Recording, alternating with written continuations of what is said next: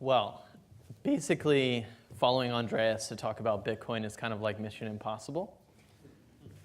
Since I'm not Tom Cruise, you guys are going to have to suffer through this.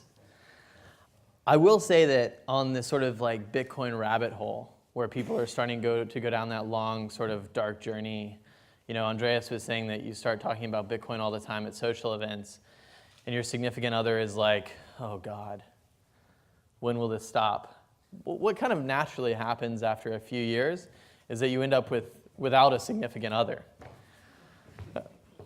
which is why you have so many people that have so much time to work on Bitcoin. Wired actually requested that I not talk about the company very much. So contrary to what David was saying about how I'm going to talk about what we're doing, I'm mostly going to talk about what sort of the possibilities are generally. Let's go into it. So this is our logo. Explodes very nicely. This is just kind of to talk about the blockchain briefly, because it's almost kind of hard to understand. You know, Andreas was saying, you know, it's slow, it's like Quicken, and that's true. Really at its core, Bitcoin is just an open access database that anyone can write to. And it's also a database that can't be changed. So you can't go back in time and fake the database. And why is this important? Well, this is important because particularly when you're proving who owns something or who has responsibility for something, knowing at what point in time something was responsible for something is very important. This is why you have huge trading breakdowns, like the $2 billion loss at UBS, because the trader was going back and changing the internal database. And so one of the advantages of a distributed database that anyone can write to is that it can't be changed in the future. But what does this really look like? Well, here's like one little database. Just pretend it's an Excel file, right? Imagine that you have, everybody has a copy of it, right? So there's thousands and thousands of these copies. And then every time something's changed, it's changed in every single one. That's really all it is. Now this is one of the things that we do at our company is we keep track of the blockchain. So you probably don't want to run your own version of it. It's possible for anyone in this room to do, but it's a little bit expensive and it takes some time. We run a hosted one. And what you're seeing now is just a live feed of transactions going through the blockchain. So this is every single time someone writes to the blockchain, you can see this roll through the feed. And so what you have is thousands, tens of thousands of people and businesses around the world writing to one database. And the first use of that database is the currency. And they're inseparable. You know, I think Andreas talked about this at length, and so I don't have to go into it as deeply.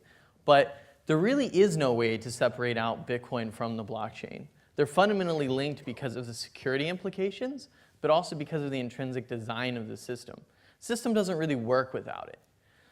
I think that, particularly in the financial services sector, with people in this room, have gotten pretty excited about this idea of sort of a Bitcoin 2.0 or a blockchain 2.0. I can tell you as someone that's been in this space for quite some time, you know, is responsible for quite a lot of production software, that we're actually not even at Bitcoin 1.0 yet. In fact, we're at Bitcoin 0.9.5. So there will be a Bitcoin 2.0. Please check back in 7 to 8 years.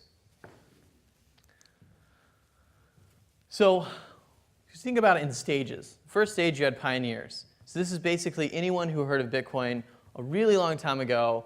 Bitcoins were under $1. The entire space was extremely nascent. Bitcoin itself, the core protocol, was quite buggy. And then you had the second wave come in, which is builders. And these are the first kind of wave of companies.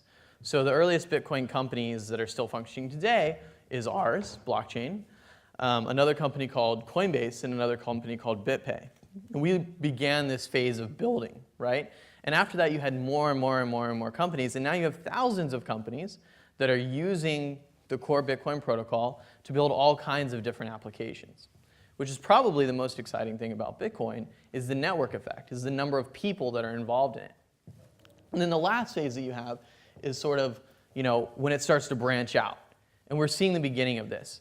So this is the advent of services that are beyond sort of value transfer or currency.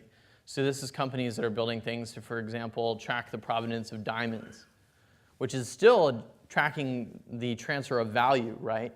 It's tracking how does that valuable piece move along, but it's not actually tied to any sort of implicit value amount. It's just tied to an entry in the database itself. So, global opportunity. Andreas was talking a lot about how the sort of point of Bitcoin is that anyone can access it, right? Anyone can access, it's a completely open platform, and it's global in nature from day one. We're only about, really as a company, 2 or 3 years old. This is a map of our user base. So we need at least 10,000 users in any country before we count it. I think we had someone up on stage earlier that was talking about phenomenal growth where they'd onboarded less than 10,000 users. This is 10,000 users in every single country that's highlighted. And so this map gives you a real sense of the sort of global distribution of this network. It's very rare to see this kind of distribution in a tech company at our size and at our stage. So out of a total of 3.8 million users, you can see we have almost the entire world blanketed. We're still working on Central Africa. It turns out it's a tough market. Now, what are some of the sort of applications beyond currency transfer, right? So everybody in this room, you guys know Bitcoin. You've heard about it. A lot of people in here have used it. You know what it is to take out a Bitcoin wallet and for me to send some Bitcoin to somebody. If you don't, see me after. I'll show you. What about things beyond this? One of the most interesting to me is identity. So, one of the sort of most trendy topics at fintech conferences is regulatory. I'm not a regulatory lawyer. I'm a technologist developer by background, so please don't take anything I say too seriously on this topic. That said, you only have a couple billion people in the world that have any kind of photo identification, right? So say we have 6 billion people in the world, 7 billion people, no one's really quite sure. Maybe of that, only maximum 2.5, 3 billion have IDs, right? Of that, how many people have IDs that are up to a standard that any kind of, prove any sort of real identity, right? Think about this. Up until the year 2003, 2004, any high school student could make a driver's license in the United States of America. Anyone. Before I could have a driver's license, so before I was 16 years old, you could literally print your own. And you could be 21, and then you could, quote, legally drink in America. These weren't really proven identification, right? It's just someone printing something off a printer. So what about all these people in the world that don't have provable identity? Well, what if there was a better way to identify someone? What about crowdsourcing identity? So if I sign something into an irrefutable public ledger that says this signature represents me digitally, and then other verified people verify me. So Brian, here on the front row, is going to speak next. He knows me. He knows that I'm Peter Smith. He knows that I'm the Peter Smith that works at blockchain. And I say, Brian, please sign this, saying that you verify, you vouch for me. So Brian signs it. Andreas signs it. My friend that's known me since I was 6 years old signs it. I sign it from my Facebook account. I sign it from my Twitter account. And at some point, it gets up to this threshold, right? We can even score that threshold because we all have public access to that data. And eventually, you can start to build verifiable online identities for people that would have otherwise never had one. Now, why is this important? Well, the internet kind of gave us sort of equal access to information, right? I used to live in East Africa. People in East Africa could read the same news that people in Midtown Manhattan could. That's a fundamentally transformative thing. Previously to that, people in East Africa got news roughly 4 or 5 months late, and usually not nearly the same kind of quality.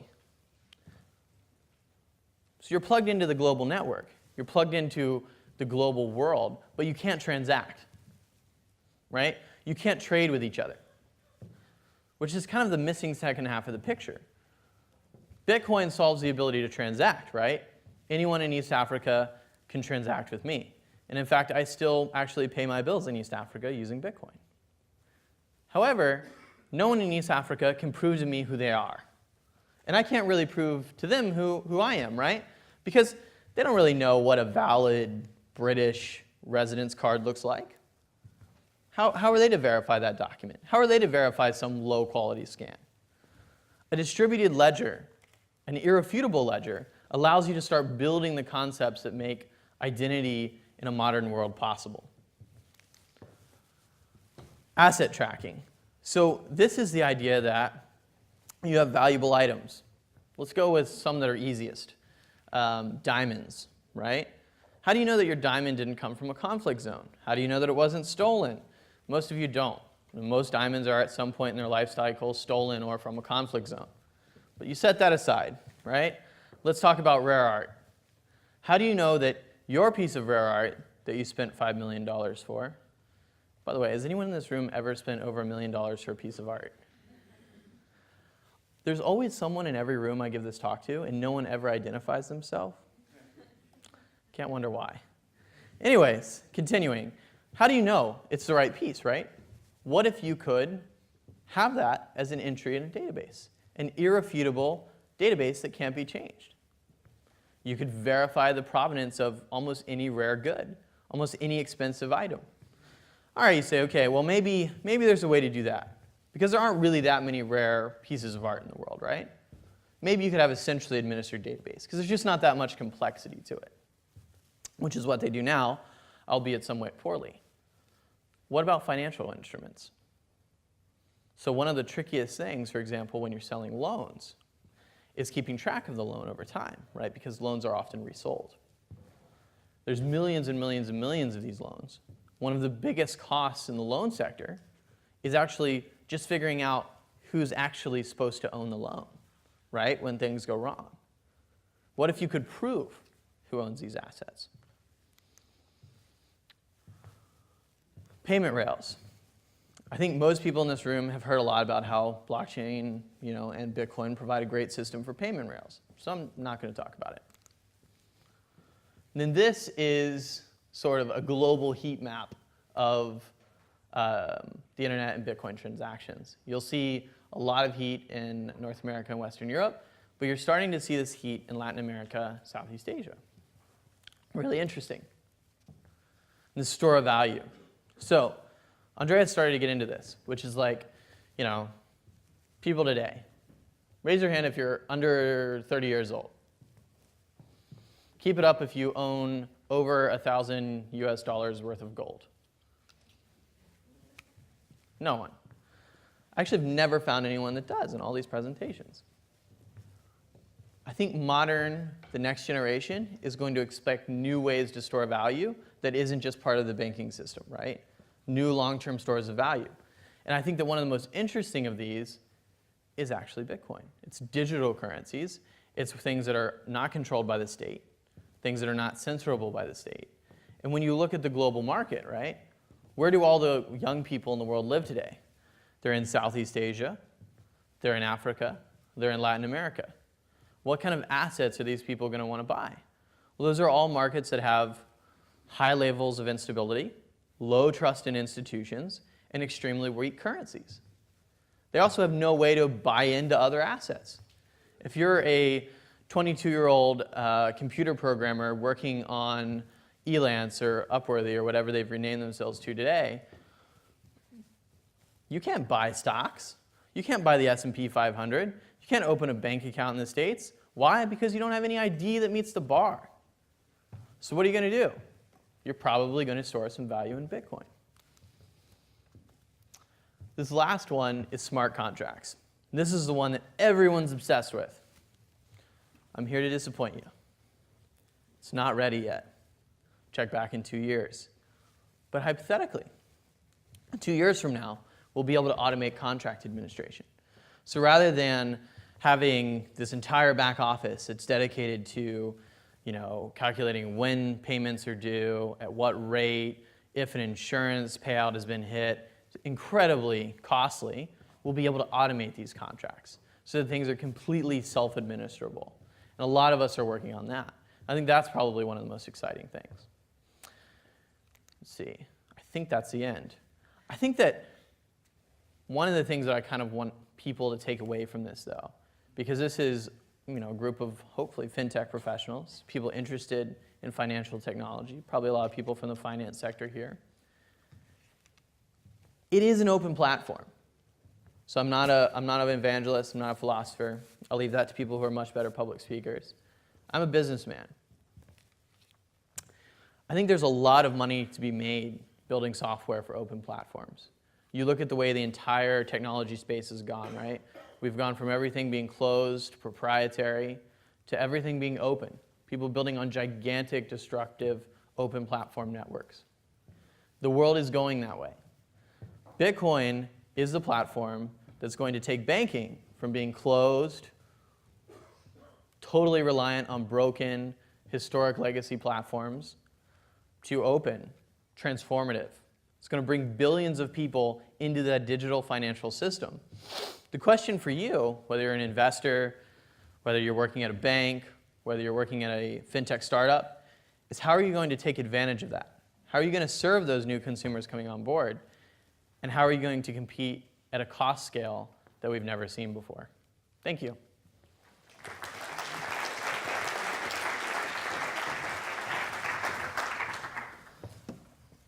Peter, I'm going to ask you a similar question to the one I asked Andreas. You're in a government.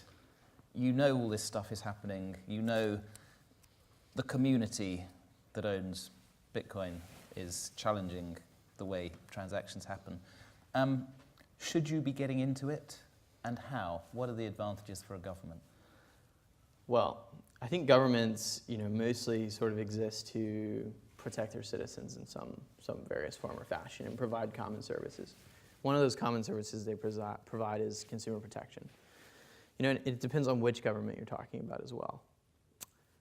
I spend a lot of time with regulators, a lot of my time, as probably pretty much any fintech CEO now.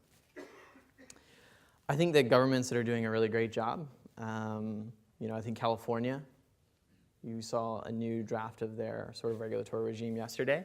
They're doing a really good job, a very pragmatic, risk-based approach. I think they'll be a big winner in terms of how this whole regulatory landscape pays out. I think the British government's doing a good job. They're sort of just now interested in it. So for a long time, they were kind of, had a wait-and-see attitude. And I think they're now starting to take a very proactive approach, but a very research-driven approach, which is refreshing to see. Does this mean, the tax office is going to start working out exactly how to use the blockchain to stop having to issue tax returns? Not anytime soon. I think it'll be quite some time before that happens. And I think it's also likely to happen in countries that don't already have a sort of huge investment in this infrastructure already. So if you look at countries that need to start building tax systems, essentially, and there are quite a lot of them, I think they're much more likely to do something around that than any country in the Western Hemisphere. What the British government is interested in is how they can use these platforms to do aid programs more efficiently. So like DFID, for example, is considering a pilot. But that work is very different from sort of what you would need to do taxes on the blockchain. So we've got the Bitcoin blockchain session as a kind of ringed off part of a innovation-led wired money event. So, even among this room of early adopters, we've kind of kept it separate. Mm-hmm. How do we move from the blockchain as this kind of strange new thing to taking it mainstream so it's part of the everyday conversation about finance? I think that's already kind of happening naturally. I think Wired was actually one of the first sort of major tech events to have Bitcoin sessions a couple years ago. I think it will just gradually happen over time, though. I don't think that there will be a watershed moment. I don't think there will be a driver for it. I think that it's just a matter of time. But I think we're getting there. We're getting quite close to it. What's going to be the trigger before our mums are starting to use the blockchain? I don't think your mom or my mom, other than out of her loyalty to me, is ever going to use Bitcoin. I think that you're looking at people who are young, and you're looking at people who are in markets where they're not already well served. So, I don't think that your mom will ever use Bitcoin. But I do think that there are literally billions of people in other parts of the world where Bitcoin makes a lot of sense. Thank you, Peter, from Blockchain.